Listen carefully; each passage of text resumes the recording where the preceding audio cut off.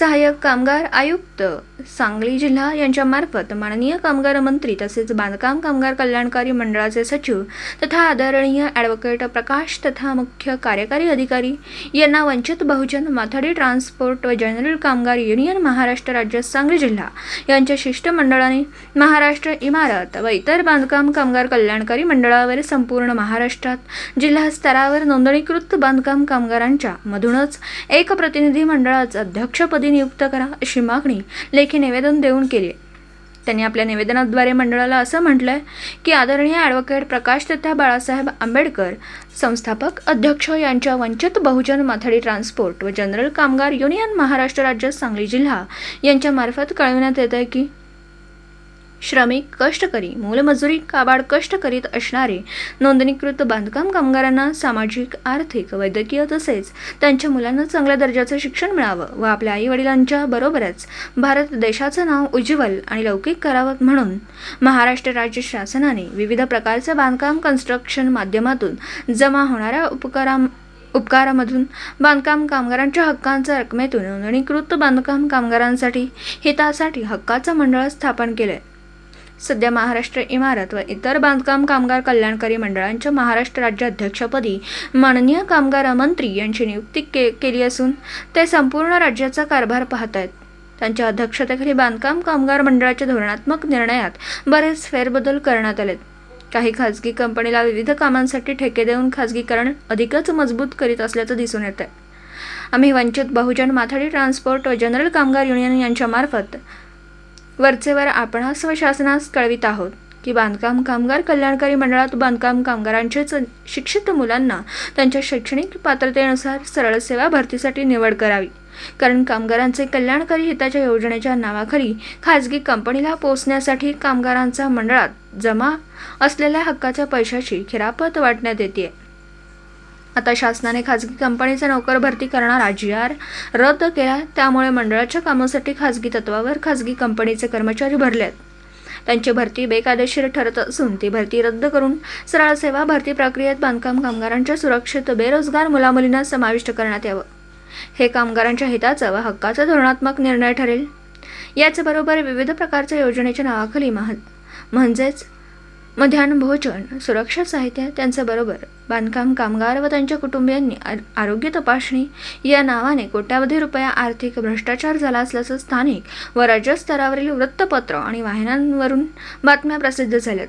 तसेच नव्याने सुरू करण्यात आलेली विश्वकर्मा बांधकाम कामगार आरोग्य योजना शुभारंभ हा मंडळाचे राज्य अध्यक्ष तथा कामगार मंत्री यांच्या हस्ते तसेच सांगली जिल्हाधिकारी यांच्या प्रमुख उपस्थितीत तसेच मोठ्या दिमाखात करण्यात आला.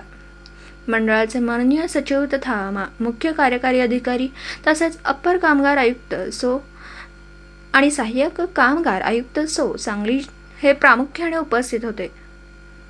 यावेळी कामगारांना आरोग्य सेवा तात्काळ पुरविण्यात येणार तसेच अनेक प्रकारच्या आजारांवर उपचार करण्यात येतील असं मोठं आश्वासन माननीय मंत्री महोदय यांनी दिलं होतं. त्यांनी 1800-2666-66-6 या टोल फ्री नंबरवर संपर्क साधावा. ताबडतोब आपल्या दारात सर्व सुविधांयुक्त आरोग्य मोबाईल व्हॅन येईल असं जाहीर आवाहन बांधकाम कामगारांना केलं होतं. परंतु खरंच कामगारांना उपचाराची गरज असताना 1800-2666-66-6 या टोल फ्री नंबरवर संपर्क साधला असता मात्र कोणत्याही आरोग्य सेवा देणारी व्हॅन आली नाही. असे बरेच वेळा घडलंय. सद्यस्थितीत पाहता सर्व सोयीने युक्त असणारी आरोग्य व्हॅन खाजगी कंपनीच्या लॅबजवळ धूळ खात उभी असल्याचं दिसतंय. मंडळाच्या जवळ जमा असणारी रक्कम ही बांधकाम कामगारांच्या हितासाठी उपयोगी पडणं आवश्यक असताना इकडे मात्र खाजगी कंपनीला वेगवेगळे ठेके देऊन बेहिशोबी वायफळ खर्च करून कामगारांची दिशाभूल केली जात असल्याचं चित्र दिसून येत आहे. वास्तविक कामगारांच्या मुलांच्या उच्च शिक्षणासाठी अधिक पैसे खर्च करणं अपेक्षित आहे. याचबरोबर काही लखपती सदन असणारे लोकांनाही बांधकाम कामगार म्हणून बोगस नोंदणी केल्याचं दिसून येतं. कष्टकरी, श्रमिक, मूलमजूरवरती काम करणाऱ्या बांधकाम कामगारांच्या तोंडाचा घास हिरावून घेण्यात प्रताप काही सदन श्रीमंत लोक करीत आहेत. अशा सर्व बाबींवर लक्ष ठेवण्यासाठी तसेच अंकुश ठेवण्यासाठी जसे महाराष्ट्र राज्याचे बांधकाम कामगार कल्याणकारी मंडळाचे राज्याध्यक्ष माननीय कामगार मंत्री महोदय आहेत, त्याच धर्तीवर महाराष्ट्र राज्यातील सर्व जिल्ह्यांमध्ये नोंदणीकृत बांधकाम कामगारांच्या मधून एक प्रतिनिधी निवडून त्यांना महाराष्ट्र इमारत व इतर बांधकाम कामगार कल्याणकारी मंडळाचा जिल्हा अध्यक्ष नेमण्यात यावं, जेणेकरून बांधकाम कामगारांच्या अडीअडचणी शासन स्तरावर मांडून सोडविण्यासाठी सोयीस्कर होईल. तसेच बोगस कारभार, वाढत्या भ्रष्टाचारावर आळा घालण्यासाठी मोलाची मदत होईल. तरी वरील सर्व बाबींचा बारकाईने अभ्यास व विचार करून ताबडतोब निर्णय घेऊन महाराष्ट्र राज्यातील सर्व जिल्ह्यात नोंदणीकृत बांधकाम कामगारांच्या मधून एक प्रतिनिधी बांधकाम कामगार कल्याणकारी मंडळात जिल्हा अध्यक्ष म्हणून नियुक्त करण्यात यावा, असं वंचित बहुजन माथाडी ट्रान्सपोर्ट व जनरल कामगार युनियन महाराष्ट्र राज्य सांगली जिल्हा यांच्या शिष्टमंडळाने निवेदनाद्वारे मागणी केली आहे.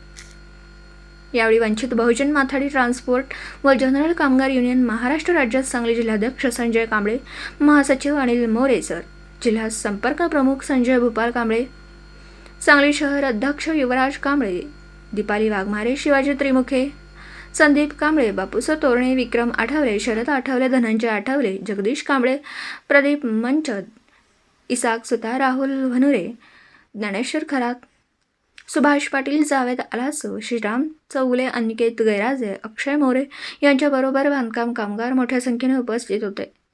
पत्रकार राजेंद्र शिंदे, झी न्यूज मराठी.